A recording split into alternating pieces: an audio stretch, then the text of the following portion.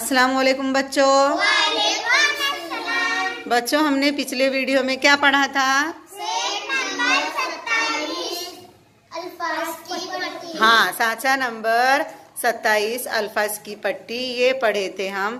बच्चों, आज हम सेट नंबर 52 पढ़ेंगे, जिसमें तशबीह वाले अल्फाज बताए गए हैं।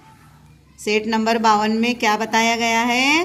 तशबीह वाले अल्फाज। तशबीह के माने हैं बाहमी मुशाबहत। जब किसी मुशाबहत के बाइस एक चीज को दूसरी चीज से मुशाबा करार दिया जाए, उसे तशबीह कहते हैं।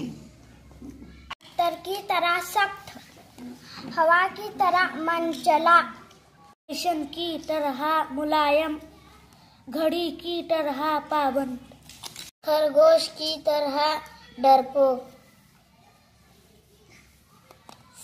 आग की तरह गरम,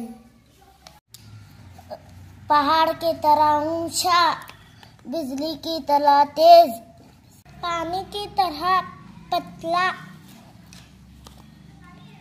चांद की तरह ठंडा, बिजली की तरह तेज, पत्थर की तरह सख्त, हवा की तरह मनचला, पानी की तरह पतला, पहाड़ की तरह ऊंचा, चांद की तरह ठंडा, खरगोश की तरह डरपोक, घड़ी की तरह पाबंद, आग की तरह गरम, रेशम की तरह मुलायम।